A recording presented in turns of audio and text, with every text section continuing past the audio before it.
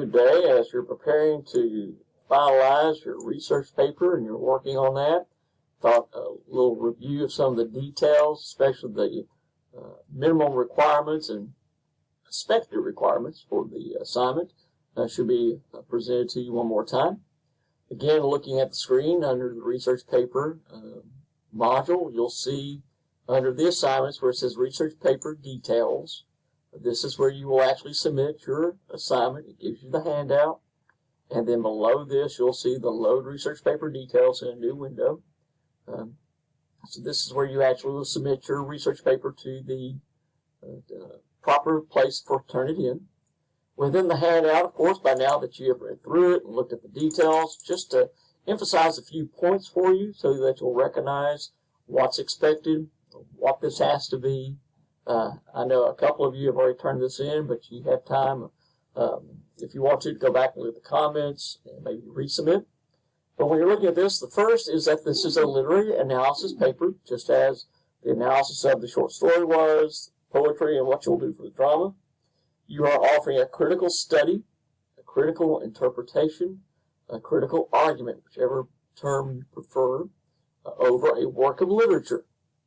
Now, it may be that it's actually 2 or 3 works, depending upon which author you're looking at and which works by that author you're looking at. Again, you are to have a sound thesis. I've submitted your essays or research papers outline, and I've made comments about those, so you can see if your thesis may need a little adjustment.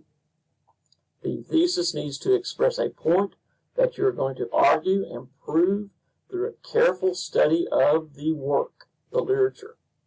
You have to have supported paragraphs. You're going to have analytical discussion.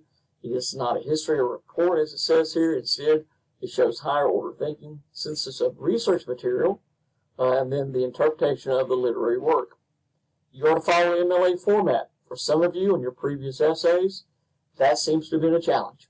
We're going to talk about that a little more specifically here in just a moment. Again, font size between 10 and 12. Calibri is set at 11 because of that. If you're using Times New Roman, it'll be 12. Calibri will be 11. Courier New will be 10. Arial will be probably 11 or 12. You have to have a heading. We're going to look at the sample research paper here in a moment. When you're writing your research paper and you're discussing the literature, do so in present tense because you're doing it in the now. Do not use I, do not use we, do not use you, or any form of first person or second person. That means don't talk about our understanding of something. No, just talk about the understanding. Do not try to include the reader as part of your research paper. Likewise, don't start talking about I believe or I think. All comments that you make will be expected to be from a perspective that you have studied this and made decisions. You don't have to tell us that you believe it. When you're writing your research paper, you have to have a minimum of 5 sources. We'll go into that in just a moment. Those are the secondary sources, not the primary source. Your works cited page will have hanging indents, double-spaced text. All that's supposed to be there. You do have 2 sections for this one because too often in the past, students have wanted to put a biography of the author in the research paper. That does not belong there. So I allow you to tell me everything you want to tell me about the author in a PowerPoint. You'll submit that. That's a separate submission. It goes directly into Canvas. You'll click on the SpeedGrader and submit it there. The example, and we're going to look at it in a moment, is PowerPoint is there for you to see a bare bones. We'll talk about it was a basic PowerPoint. It's one I had permission to use, though, so I have it up there. You do have to have a minimum of 15 slides, not including the opening title slide and the works cited slide or slides. It may be that for your works cited slide, or works cited sources, you may need more than 1 slide to list them all, depending upon what all you're using. You may not need that many, in the sense that you may not need more than 1 page, but you may need, you may have used 2, 3, or 4 sources for the biography and the critical study of the work of the writer. So you could have those in there. The main part of the research paper, of course, is the paper itself. It's analytical. It's not a plot summary. You're going to be analyzing some aspect of the work that you have chosen. Again, a key part here. This is a detailed study of a work or work by the particular author you have selected from the provided list. For some of you, in your outline, you did not choose an author listed, or you tried to do a comparison essay of two authors. That's not what you do for the research paper. This paper is going to be a study of a particular work, or maybe works, by an author, one author, not two, one. The author must be on the list. We'll look at the names here again in a moment. You might want to talk about irony in the work, character development, character names, maybe a combination of some of these, whichever way you're looking at, that the author, again, singular, has used. You are going to have a primary source. That would be the literature you're analyzing. If you're looking at Jane Austen, for instance, the primary source might be Sense and Sensibility or Pride and Prejudice. If you're looking at Ray Bradbury, Fahrenheit 451 is the primary source. If you're looking at one of the poets, if you're looking at William Wordsworth, or let's go with William Butler Yeats. William Butler Yeats, you might be looking at the poem Sailing to Byzantium. Maybe two or three of his poems, in fact. But that's the primary source. You also have to have information to help your research, to help support your points from secondary sources. These are critical articles that you find from the TVCC-LRC. No other sources may be used. You have to use at least 5 secondary sources. I would suggest you use more. Again, this is a minimum. So you may want to use more than that. It's very easy to find these sources. We're going to look at it in just a moment. So that it'll help you to develop your line of reasoning. Your finished paper should be approximately 2,000 words. Again, that's a minimum. Not fulfilling these requirements will result in a failing grade. I'll look at it and say you did not meet the expectations. I have a little box on the rubric that says, does not fulfill expectation for the assignment. And that's when I click. You are to follow MLA format. We're going to talk about that one more time. I've done this before. We're going to talk about it again. Let's look at the list. These are the only authors whose works you may use for your research paper. For novels and fiction, you have Jane Austen, Charlotte Bronte, Emily Bronte. Austen wrote several novels. Charlotte Bronte wrote several novels. Emily Bronte wrote one. Wuthering Heights. Ray Bradbury wrote several short stories and novels. Fahrenheit 451 may be the best known one for you folks, and that's perfectly fine to use. Joseph Conrad wrote short stories and novels. Stephen Crane wrote short stories and short novels. Charles Dickens wrote novels. He does have short stories, but he's better known for his novels. Ralph Ellison has several works. William Faulkner, short stories and novels. He also wrote poetry, but I wouldn't suggest you look there. For that one, he's listed in fiction. Scott Fitzgerald has short stories and novels, The Great Gatsby. A sample outline that I posted for you to look at as an example did a comparison of 2 novels by Fitzgerald, Tender as the Night and The Great Gatsby. William Golding is best known for Lord of the Flies. Nathaniel Hawthorne, probably best known for the novel The Scarlet Letter, but he has other novels. He also has short stories. We, in fact, discussed one earlier, The Birthmark. Ernest Hemingway, novels, but also short stories. We discussed one of those also this semester. Hills Like White Elephants. He has other stories that are similar, but he also has some novels that do not take that long. Washington Irving, best known for short stories, such as Rip Van Winkle, The Legend of Sleepy Hollow. And so you have some of those details here. You have Jack London, who has short novels and short stories. Herman Melville, short stories and novels. Toni Morrison, novels primarily. There are a couple of short stories, but her novels are what she's known for. Edgar Allan Poe, short stories. And a comment to you folks, I mentioned this to a face-to-face class. If you're going to write out Poe, spell his middle name correctly. It's A-L-L-A-N. It's not E-N. It's A-N. Please spell the name correctly. Rowling, of course, wrote the Harry Potter novels. Tolkien, Lord of the Rings, is best known, but he also has The Hobbit, and Silmarillion, a couple other works. Mark Twain, The Adventures of Huckleberry Finn, but he also has short stories and other novels. Alice Walker, best known for her novel, The Color Purple, but she has short stories. Under drama, these are all playwrights. Edward Albee has longer plays, but he also has very short plays. Beckett is known for Waiting for Godot, but he has a couple other ones as well that are good. Beth Henley, Crimes of the Heart, Miss Firecracker Contest. Ibsen, Dollhouse is one that we know. He also has Enemy of the People is a very good one. Ionesco wrote several different ones. They're very esoteric and a little eccentric in their approaches. Rhinoceros is one. Arthur Miller, A Death of a Salesman, that's the example research paper that's posted. It's over this novel. That play. O'Neill wrote short one-act plays, we would call them. They're really very good. The Hairy Ape is one of his really good ones. Emperor Jones is one.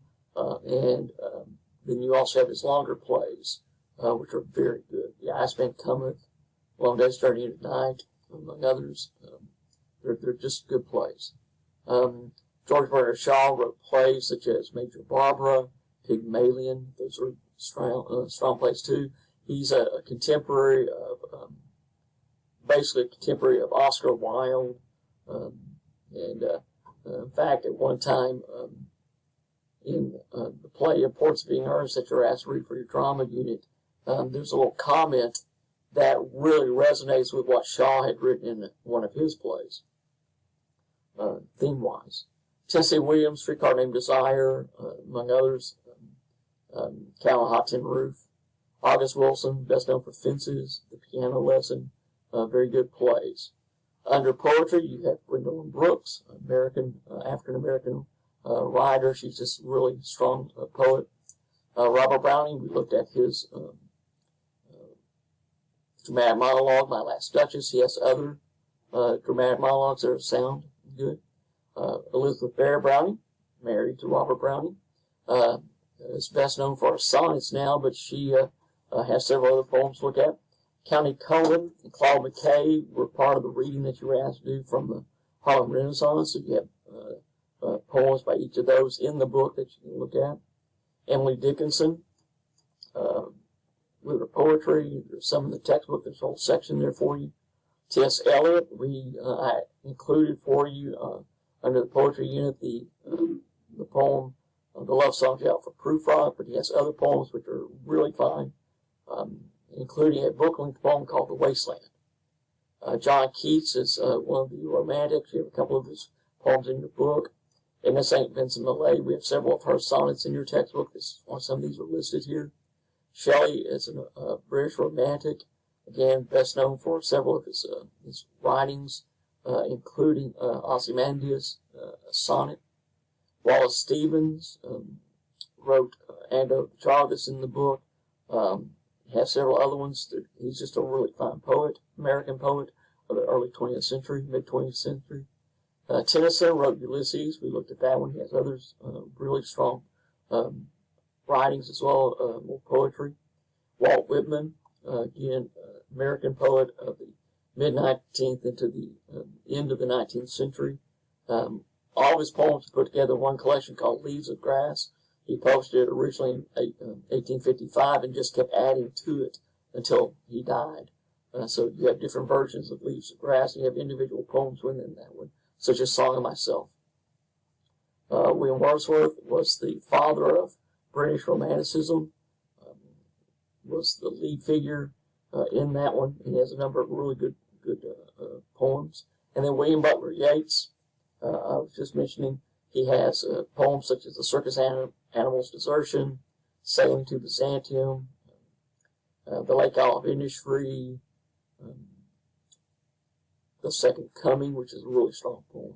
So these are the ones you should have chosen, should have looked at, should have been reading the work, and also researching. So that research, of course, comes from here. You click on this. I'm going to open it in a new tab. And you will see at the top, once this opens, research databases. And when you put your cursor on it, there is English. It asks you to, and then it pops up all your choices. So I'm going to go to Bloom's and also Gale Literature, because these are the two of the better ones to go with. So I'm going to open these up in separate tabs. I'll probably have to log in. So once I log in, Bloom's opens. You just simply type in what you're looking for, and we're going to go with, let's choose,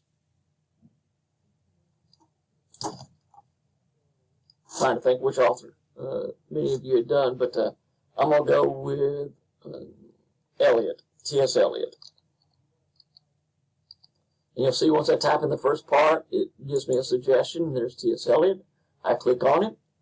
The first part gives you reference, and you have quite a bit about just his life, the details here, some of the other aspects with it. You just have all sorts of comments. For your PowerPoint, if you need some images, there are images that you can look at that go along. For instance, he wrote a poem called Little Gidding, and he also wrote one called East Coker. So that's why these images are offered here. You have his office there, which they don't seem to have the picture there. It's supposed to be there. See if it calls up. It's supposed to be the picture there. It used to be.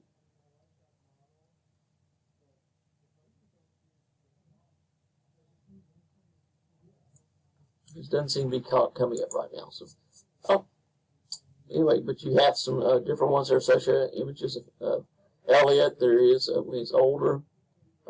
This is when he's younger. So you have some different images that you can use. When you go back to the reference, I'm going to go to one particular part at Bloom's. When you go to the reference here, you can click over here and go biography. And give it a moment. It's supposed to call it up. It takes a little while. There you go. Here's biography about it. So details that he has. Just articles about him. For instance, this one, where it's looking at primarily at the wasteland. It tells you details. This one is from T.S. Eliot biography, and so it's from this work. So it gives you the details here. One of the nice things about these sources with Bloom's and Gale, you have a citation. All you have to do is copy this, and then open a Word document. Bear with me. And you paste that in. Fix it by going up here to paragraph. You change to the hanging indent. You want that to 0. You want it double space. Always click do not add space between paragraphs. We're going to talk about that in a moment. And hit, and there you go. So let me go back to another one. So we'll go back to another source. I'm going to show you how easy that was handled in that way. Let's go back up to this one. The citation. Again, all the information is there. This is under Woznicki. And so, yeah, arrange them alphabetical order. The first one is by Bloom. This one is by Woznicki. And so all I have to do is put it in there, and it keeps the hanging indent. I do need to entitle my page. So you center the title.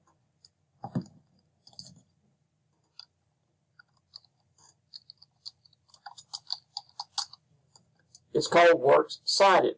People do not put citations, do not put references, do not put it off over to the left side, do not put a colon. It is works with a W capitalized, cited with a C capitalized, and it's spelled with a C.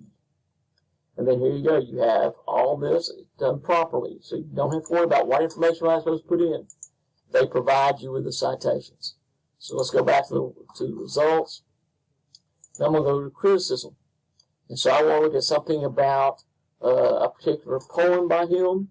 If I want to look for something about Prufrock, maybe that's what my entire research paper is going to be built over. I can put, when I start doing that one, they usually, well, they didn't do it this time.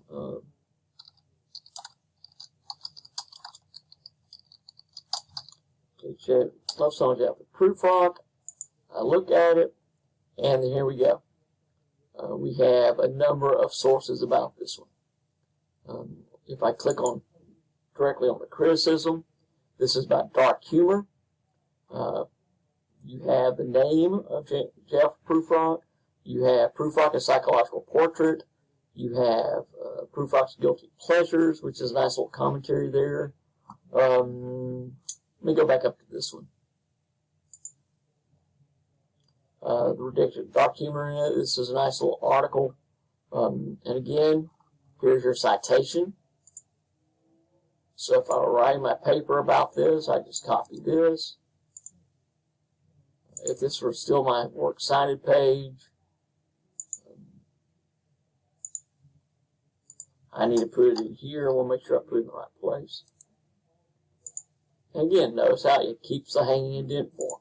What's really nice about the balloons, when I went to it first, when you look up work, for instance, let me just go home again. We put in Elliott T.S. There you go. Okay. Then we go here and we look at certain details. You have the symbolist movement in T.S. Eliot. Talk about details on those lines. But what you also have, and it's going to take me a while to get to it because it's on not the first page. When you click over here, they will have essay topics. Bloom will provide you with actual essay topics. So points you can look at and use, such as The Wasteland. You have the idea about an essay you wrote called Traditional Individual Talent. You can look at that one. This idea about irony in Prufrock and The Wasteland. So you can talk about his two poems that way. You also have down here, I'm trying to remember where it is. Yeah, Allegory in the Works of T.S. Eliot. When you read Prufrock, you had that prologue drawn from the Inferno. And so this talks about how Eliot draws on and utilizes what Dante does in his work. So it's a little commentary there. And again, if I go strictly to criticism,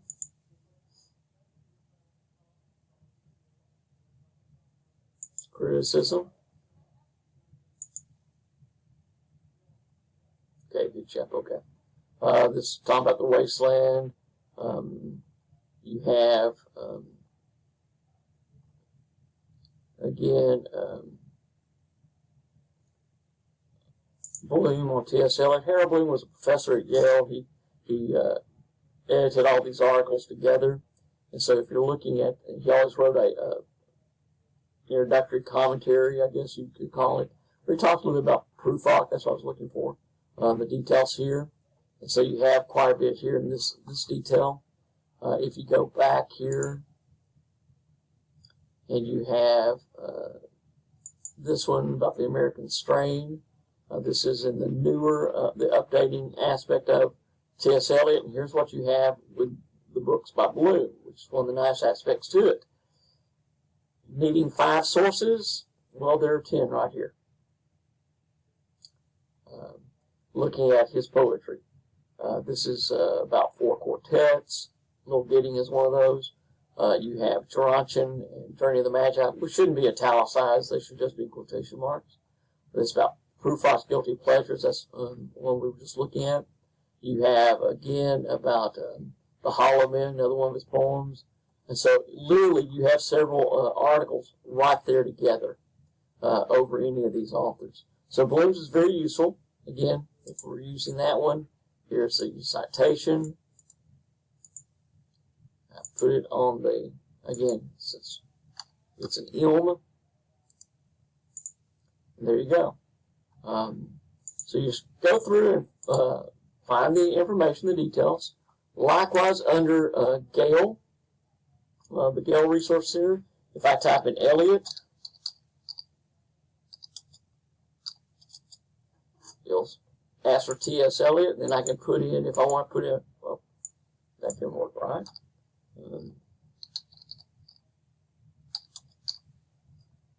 There we go.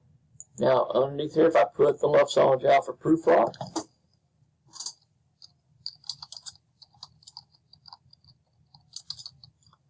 you'll see that it comes up already without my having to type the whole title in. I click on this. Try to get that over a little bit more for us.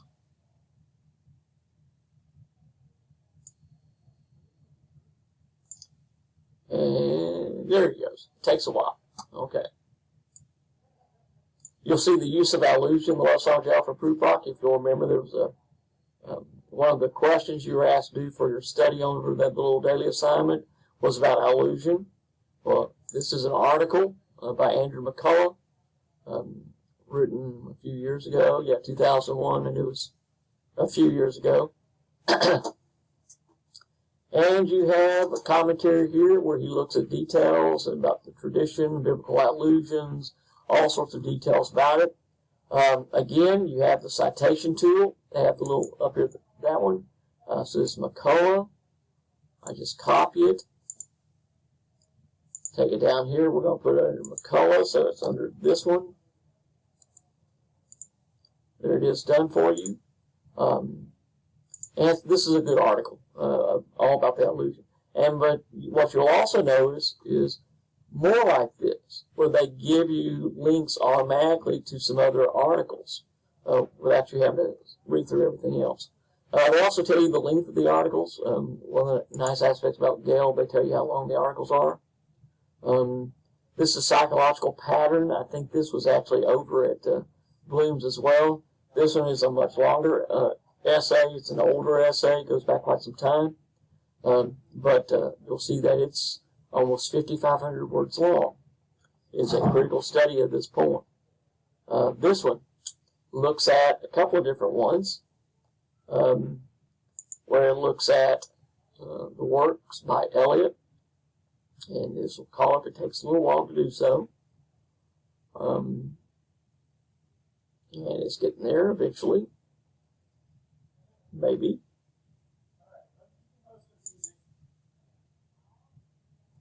Any moment now.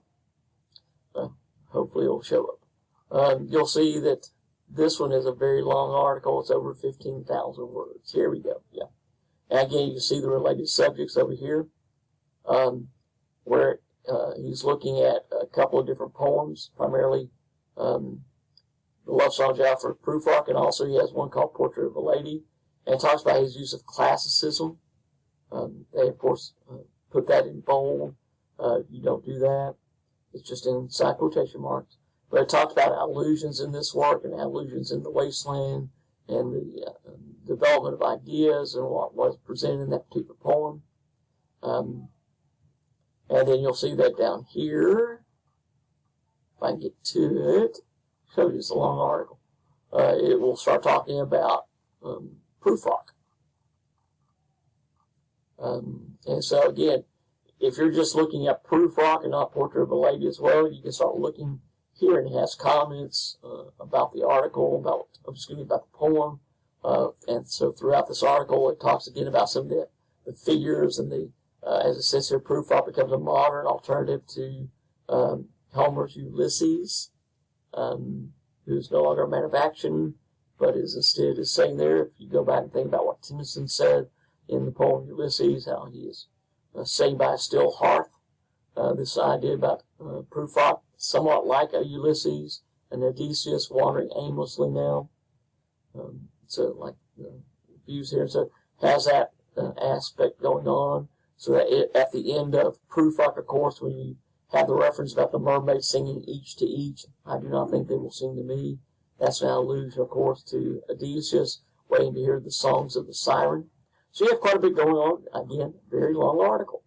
So these are the kind of articles that hopefully you've been looking at, finding information from, using those. Do not use other sources. I'm sorry, folks, you cannot go off to SparkNotes or any of those. And do not use Wikipedia for academic purposes ever. But you want to look at these kind of articles to have a sound academic discussion of the work that you can then find some comments to help your own discussion. So again, you have some details here that you can look at. So this is where you go. You go to the library resources, as it says here. Databases, English. These all call up, and you click on these and open them up and just then look for what you're going for. It may be that you're going to want to use The Great Gatsby.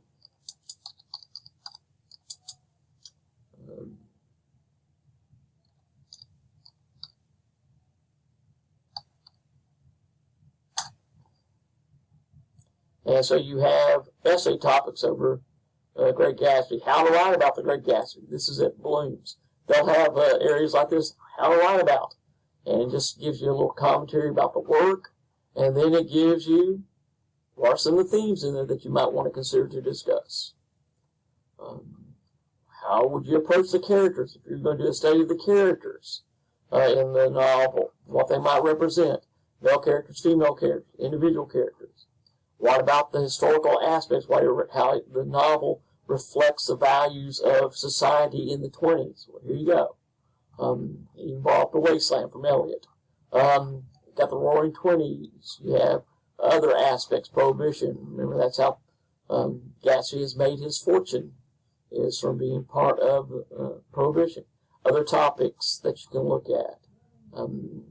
The idea of other details, symbolism in it. And you can basically put some of these together at times if you want to. The symbols will fit very nicely up here with the themes. In the sense of the American dream or self-creation or money. So again, this is a nice place to look at, to give you some ideas, and then it just gives you different ones. And again, criticism of the work. Gatsby's cultural icon. Narrating bodies, disembodied voices, narrating bodies, and that. Money, Love, and Aspirations. Jay Gatsby as the Great Narcissist. Possessions in Great Gatsby. The two versions of the hero. This is a good article. This one is a little excerpt commentary, but you'll see when you click on it, it's from the Bloom Guide to Great Gatsby. And here again, if you're trying to find articles, you have 14 right here.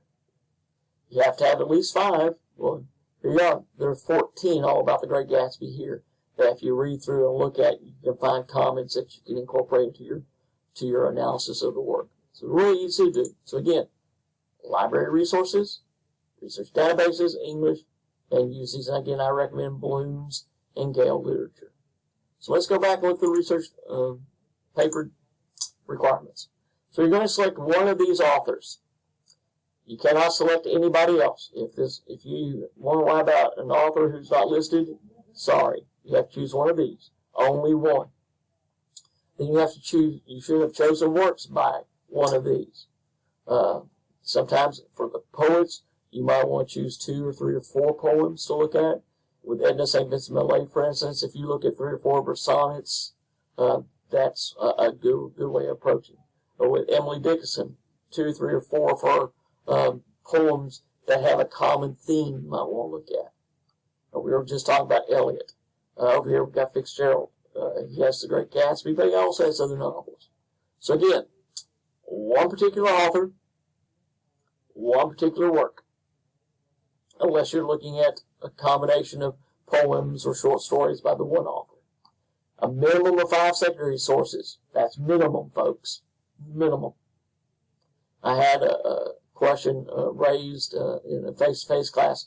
How many would I recommend? And I say, you can do a good job with 5, but sometimes there are comments in other articles that could also help you in developing your points. So don't shortchange yourself. Your paper has to be at least 2,000 words, folks. It's a research paper. Basically, think of it this way. You write 2/3 of it, secondary sources provide you the other third.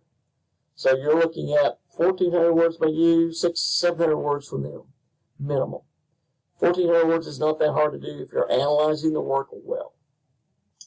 Your sources have to come from the library resources, no other sources. Please keep that in mind. And now, how does your paper actually have to look? Well, let's look at the examples. I have up here for you an example of the outline, so that your outline should look something like this, where you had your thesis, explain what major idea you are going to be arguing as you discuss the work of literature, then your key points that you have presented, evidence from a source, and what this one did, it just put what source was going to be used in discussing this idea, and then it gave a quote from the work. So again, you have to use evidence from the literary work, you have to have details from the literature, and then you also want to make sure you have an article or two that you can use to bring in information for you. Again, it follows the same format all throughout. Notice there's 1, there's 2, there's 3. This is about how to write about the Great Gatsby. That was how about Tender as a Night. So this is 3. This is 4. I missed one. Maybe they only had 4. Which they had to, this was just on their outline, but they did incorporate others later, I know that much. So we had 1, 2, 3, 4. Yeah. This one only listed 4 on the outline, but they incorporated like 2 or 3 other ones, I think, when they actually wrote the final paper. There were others as well about the Great Gatsby. I know there were a couple others about Gatsby. These are just the ones that they put here on the outline. I know they had other ones. And then, of course, you have to have a citation for the primary source as well. So the sample outline is there. I gave you an example of a PowerPoint, and as I told you, this person did the bare minimum. If you'll notice, there's only one picture. This is it. The title slide is like basic title slide, Edgar Allan Poe. That's it. The other ones, background, we have very little information. Where Poe was born, who his parents were, the next thing you know, Poe is selling short stories. We just sort of jumped quite a bit.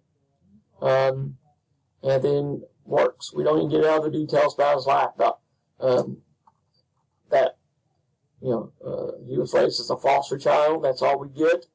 We don't get other details about his background, how Allen's moved to England, and that Poe began his education there. Doesn't mention any other details about his falling out with John Allen, that he wound up going to the University of Virginia for basically a semester, and then he dropped out. They joined the military. They was appointed to West Point. There's several other details about his background that could have been incorporated, but this person didn't try to do that. This PowerPoint did a bare minimum.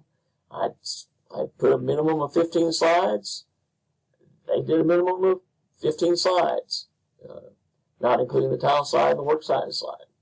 Then just lists about works, gave a listing of the title of some of his major works, his influence, criticism, which would seem to fit better down here, about the critics on Poe, talk about the writing style. Again, one of the key aspects, when you put the title of a short story is not italicized, but it's placed inside quotation marks. Same thing with the title of a poem. Now, novels are italicized. They're not placed inside quotation marks. This person did spell Allen right. That was a plus.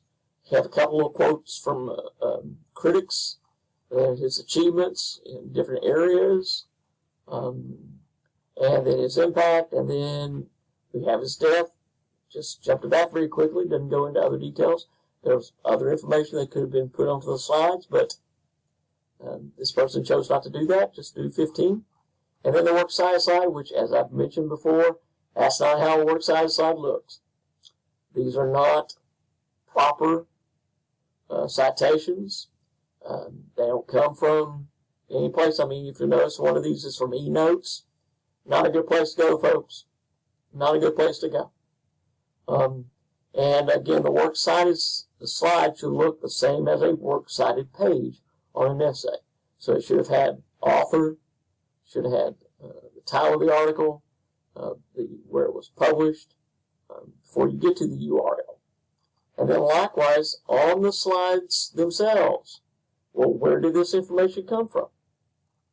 How about this information? It says author H.P. Lovecraft wrote an entire chapter of his book. Well, where did that come from?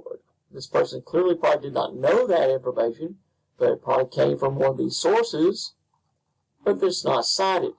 All information on your slides, just as you would do in a paper, must be cited properly.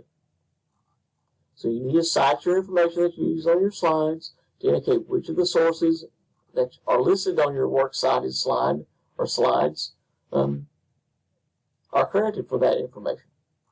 So again, you have to cite the slides just as you would in a paper.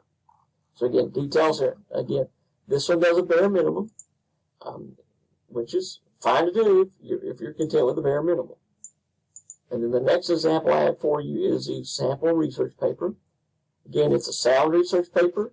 It's not overly detailed. It takes the play Death of a Salesman and discusses the American Dream and Willie Loman attempting to meet that dream. So again, this is how yours should look. When you get ready to submit your research paper, you need to have a header, which should have been down a little bit. Should have had heading, a title that's there. Then you go back to the left margin and you hit the tab button to have paragraphs. People, do not block any formal essay. Hit the tab button. Title of the play is italicized. It leads up into this thesis that the play conveys the idea that society and the people of that society reject what does not conform to their definition of success. Then it starts talking about the play itself, and as he's trying to grasp reality, a particular aspect of how that serves to purpose. See the inner working of mindset to emphasize conflict felt. And so you have a comment from Centola where this is blocked because it takes more than 3 type lines. You hit the tab button twice. Then it does a discussion of that information. Then you have a blocking from the play itself. Now, that period should have been here. When you block something, you put the period after the quoted material, then you put the citation. Now, on this one, they did not have to put a citation because they named the person here. So it's everything is blocked. Notice no quotation marks are used for the block. Those are not needed. Now, here's a quote from the play that's incorporated. And again, it ends with an exclamation point. Keep that one, but there should have been a period here. So that's the end of the sentence. You see this down here a little bit. Again, another blocking from Brader. But here's another little comment from Brader's article, and there's the period. That's how that should be done. And again, details. This one did not necessarily have to be blocked. It only takes 3 lines. This one does take longer. It's from Moss, Leonard Moss's article. Again, that period should have been here, not there. It goes on. Details, discussion about Leonard Moss again. It just goes through. Notice how every paragraph is tabbed over. Longer quoted material from sources are blocked appropriately and cited. Again, the material that is quoted is discussed. And again, the conclusion, notice again, tabbed over. And so you have, again, the works cited page. It's works cited, and they're listed in alphabetical order. And again, this person for this essay did a bare minimum. There's 1, 2, 3, 4, 5 secondary sources, and then the 1 primary source. Please remember to list your primary sources on your works cited page. So you have 5 secondary sources, all that were used. Are there more sources that could have been used? Probably so. But this one chose 5. Again, it's the citation is just copied and pasted in, just as I've shown you earlier. So you have a sample research paper. So when you get ready to submit your research paper, it better look like this. Heading, title centered, go back to the left margin, hit the tab button. For every paragraph, double space your paper. If you have lengthy quotes, some that are going to take more than 3 type lines, you block them and do not use quotation marks. Again, blocked, blocked, tabbed over for the paragraph, blocked, blocked, again, tabbed over for the paragraph. The Works Cited page is a separate page titled Works Cited, and you list those in alphabetical order with a proper hanging indentation with all the sources listed in alphabetical order. This one got it wrong. I told you these are not perfect. Mosley should have been before Moss. So again, your paper needs to look like this when you are ready to submit it. So a few points, one more time. For the research paper, you come here, click on this, it opens, you scroll down, you click on load research paper there, submit your paper as you have for your other essays. Keep in mind you're to follow MLA format. In discussing the literary work or work that you've chosen, use present tense. You submit the PowerPoint or slide presentation to a separate place. It has to be at least 15 slides, not including the opening title slide and the works cited slide. You probably will want more. You are to use not only the details of life, but also why that writer is someone whose works are studied.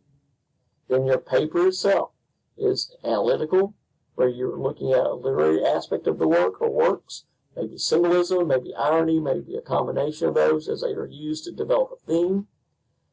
You're going to use at least 5 secondary sources from the TVCC ORC to incorporate those comments to support your own.